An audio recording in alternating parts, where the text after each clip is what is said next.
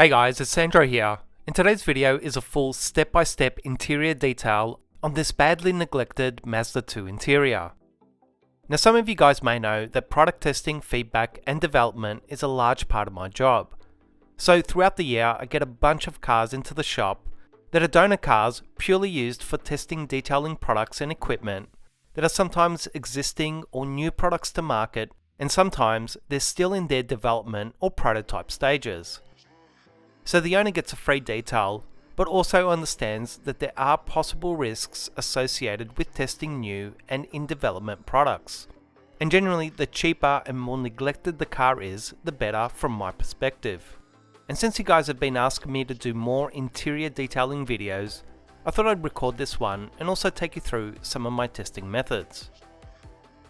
Now, although this car's interior is by no means the worst or dirtiest one I've detailed, you can hopefully see that it is in need of some TLC and a perfect candidate for some proper testing, being a badly maintained interior with lots of dirt, junk, marks, stains and filth throughout.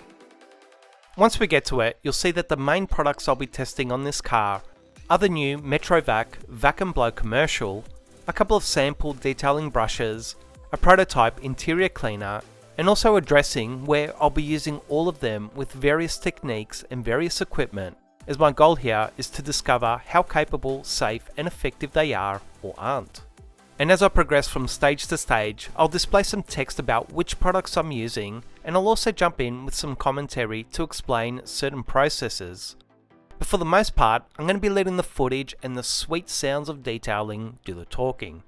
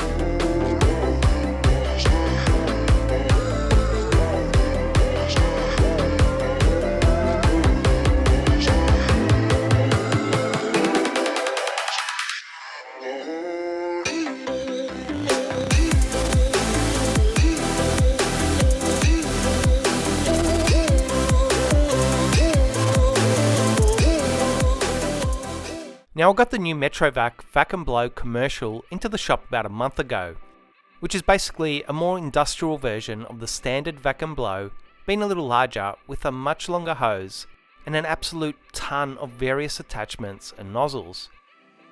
I've actually used it quite a bit so far in its blower mode for drying cars and blowing out trapped water, which I have to say that it seems to work extremely well and definitely has a nice amount of power and speed.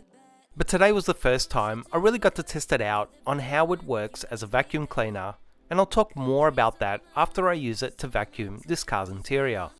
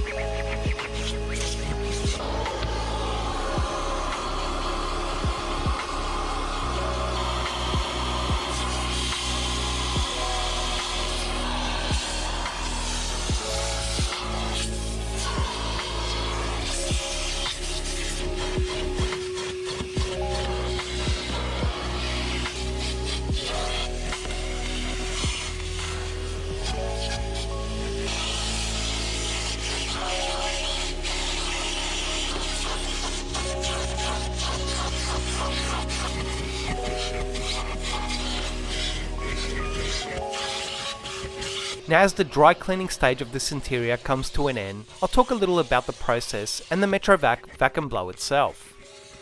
Firstly, I can tell you that Mazda carpet has to be the absolute worst carpet in existence to vacuum, as it's not really carpet at all, but rather a nasty cheap felt that's just so time consuming to clean, as everything just gets intertwined and stuck to it, which means a lot more work to pull it out.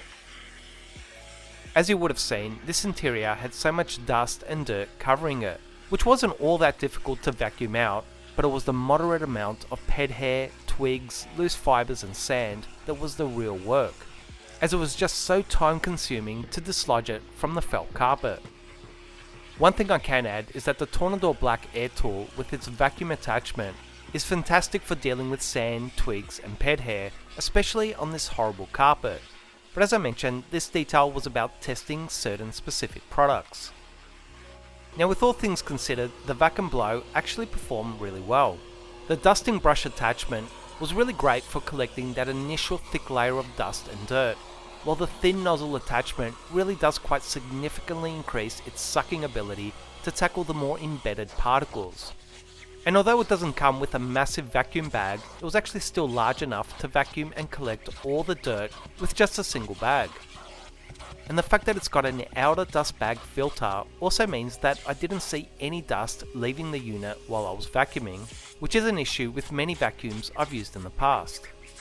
The other thing to mention is that because the hose is so long, you don't need to move it around the car at all, but rather just put it down in one spot, and the hose will still be able to reach every area as you move around the car, which is really convenient, and it also means that you don't need it buzzing in your ear the whole time, but you can set it further away from the car, which I really appreciated. I'll lastly add that I spent over 3 hours on just dusting and vacuuming this interior, and I can definitely tell you that I've spent more than that on past cars.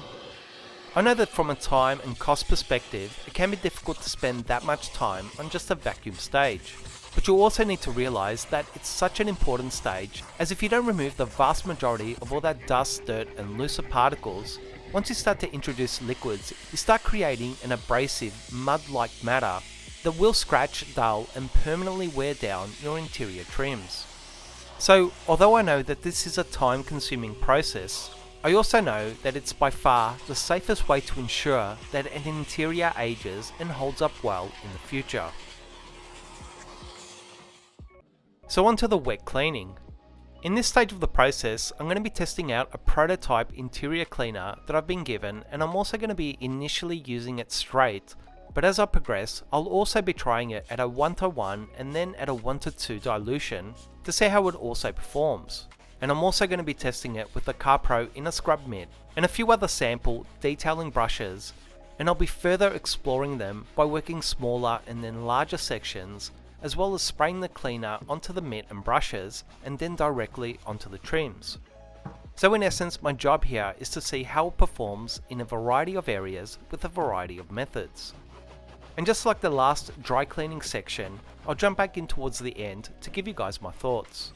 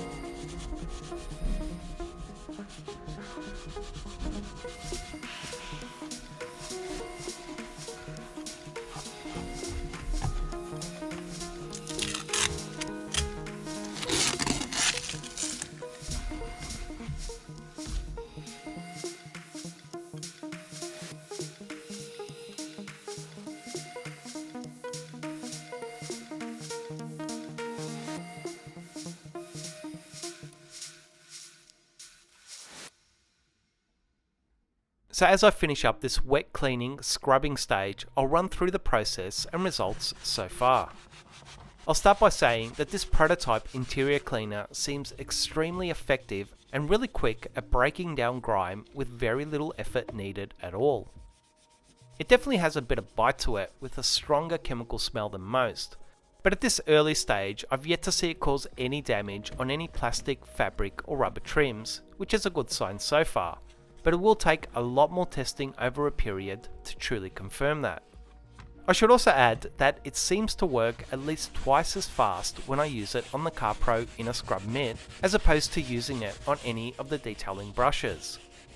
Now I know that the Inner Scrub Mitt looks a little gimmicky and it's perhaps a little hard to make the transition to it if you're used to using brushes, but honestly guys, I just can't get over the fact of how effective yet completely safe it is, even on leather seats.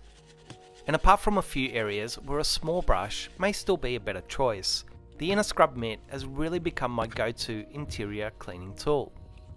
And as you also see in the next stage of extraction, it's absolutely fantastic at pre-cleaning the seats and carpet prior to using your extractor. Now there were a couple of stains here and there that just wouldn't entirely come out even after I hit them a few times, but I still did manage to get them down to a state where they were far less noticeable and almost gone. Apart from that, the sample detailing brush seemed really nice, with just the right amount of stiffness, while having those gentle feathered ends which seem to find the right balance of effectiveness versus safety. So all in all, a great effective result so far with a great safe cleaning experience.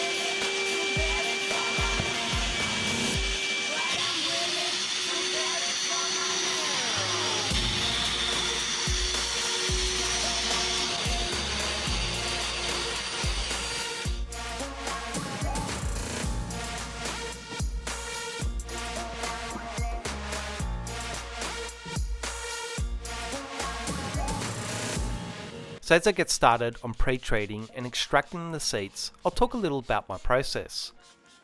Now I know it's a lot more satisfying to see that awful yellowy brown colour being pulled up out of the seat with your extractor.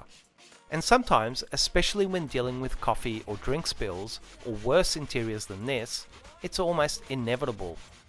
But one thing I've noticed since using the Inner Scrub Mitt is that I'm no longer seeing anywhere near as much of that filth enter my extractor, as the mitt itself collects most of it, which also means that my extraction process is much quicker and requires a lot less water, and the seats dry up a lot quicker. And the truth is that in most circumstances, if you properly and effectively vacuum the seats and also effectively scrub off that top layer of grime, you really shouldn't see too much of that yellowy brown colour being extracted up, which in many cases has a lot more to do with not effectively dry and wet cleaning the seats or carpet rather than how dirty they truly are. But in the end, it's results that really matter, and I'll show you guys the seats and the whole interior at the end 24 hours later, so you can truly judge the results on a truly dry interior. Now, I should also add that although the prototype interior cleaner worked amazingly well at breaking down the surface grime on the seats in a super quick manner, I have to say that even at a half strength of a 1-to-1 dilution, it just seemed to create a lot of work removing its residue compared to most of the interior cleaners I use. So that's definitely something that needs to be considered when using it on porous materials like fabric and carpet, which I may need to play around a little more with its dilution ratios and the actual amount applied, but potentially it may not be the best product for these more porous materials.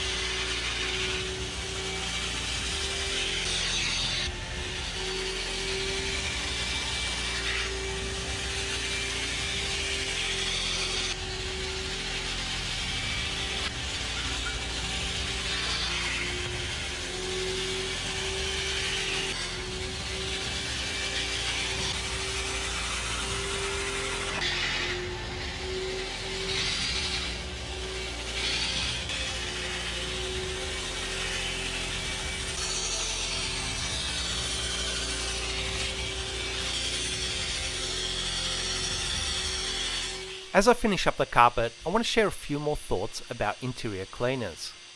I know based on past comments that there's a segment of people that seem to be purely focused on how effective and how quick an interior cleaner is. And if I was purely focusing on that, this product would be an absolute winner. However, I want you guys to understand that there's a lot more things to consider when judging a product like this. In the past, I've used quite a few stronger and more industrial cleaners on car interiors that seemed absolutely fine to start with. But it was only after using them several times over a period that I began to discover that they were slowly destroying and permanently wearing down the car's trims, fading and discoloring them and even stiffening up their feel, which led to cracks and more obvious damage. And apart from that, you also need to consider your own health. I'll be honest in saying that after being stuck in this car's interior for quite a few hours, using this cleaner, it did start to irritate my skin and eyes, and even with a dust mask on, I could still subtly taste it in my mouth. And I'll add that this cleaner is nowhere near as harsh as some of the more industrial cleaners that I know that certain subscribers and detailers use to this very day. So in the end guys, yes, I am interested in how effective it is at cleaning, but I'm also interested at how easy its residue is to remove, how safe it is on the car trims, and how safe it is for the user. And although this is a great start to get a feel for it, it really takes a lot of time and testing to gather some truly substantial information about any detailing product. And the more product testing and development I'm involved in, the more respect I've gained for people who do test and develop these products for a living, as there is just so many factors and variables to consider that make it such a difficult task.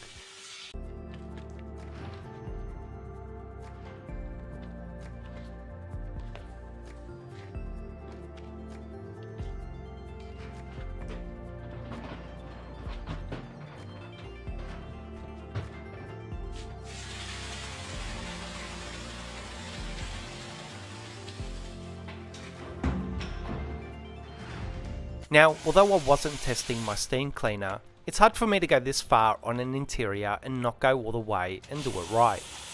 You can certainly use a steam cleaner to clean larger areas or just about the whole interior if you wish. But my personal style and preference with steam cleaners these days is to use them to remove trapped dirt and grime that I can't access with my extractor or even with other cleaning tools.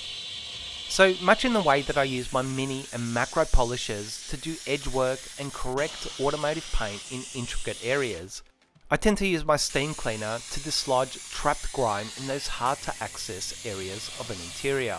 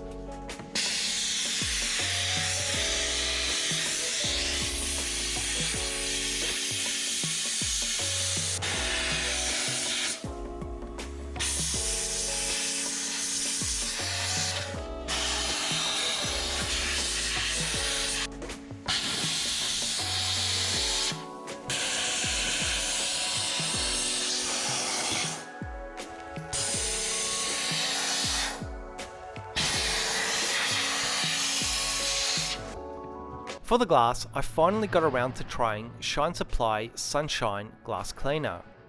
Now although this was my first impression with it, I have to say that it was a great experience, as the cleaner just seemed to break down that filthy grime covering the glass with ease, and the finish was actually crystal clear, with no real fuss or much work at all. And I'll also add that its 1:3 dilution makes it fantastic value, so I'll definitely be keen to keep on testing it a little more in the future.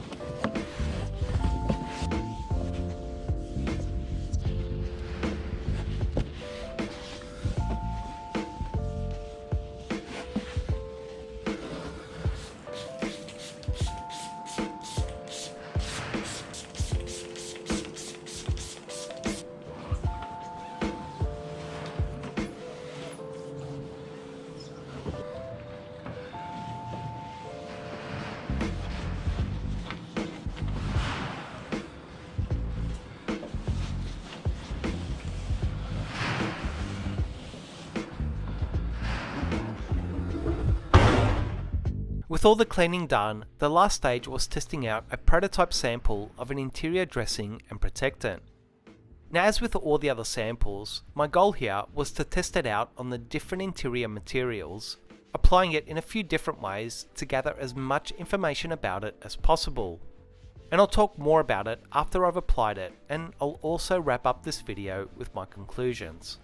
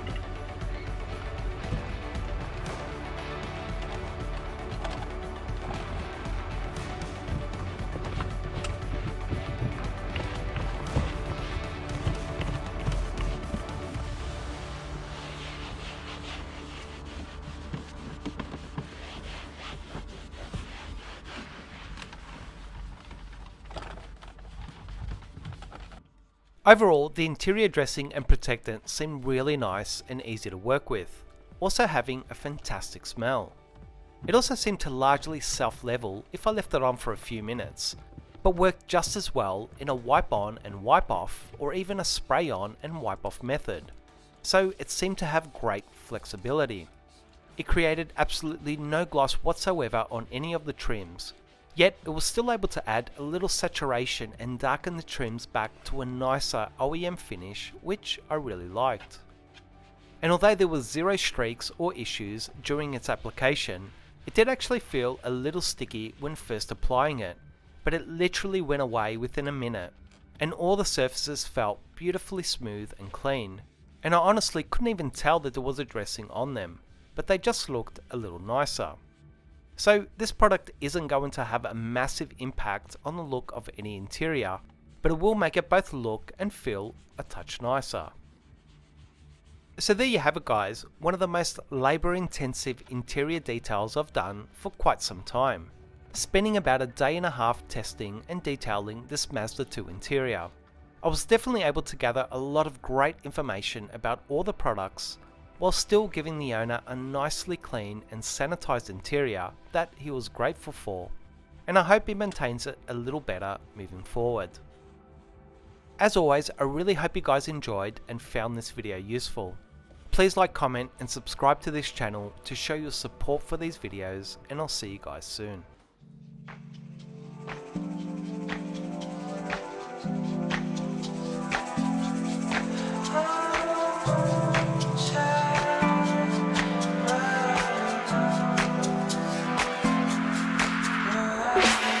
To the music, dangling to the beat, smiling distant strangers winking on my feet. Then I see the moonlight sparkling in your eyes.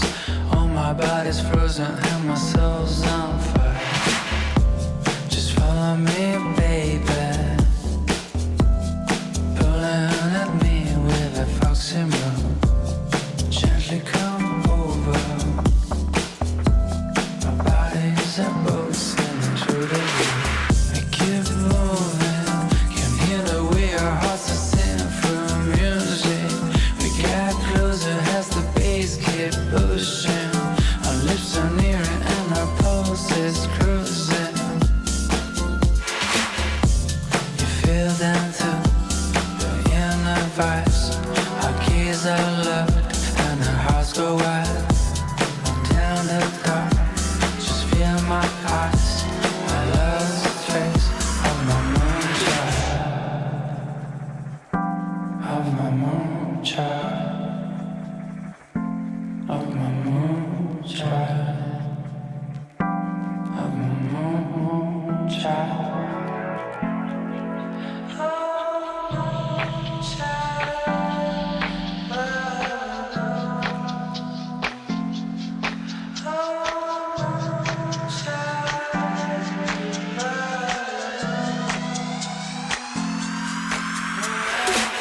Shadows in the club, it's you I need to meet.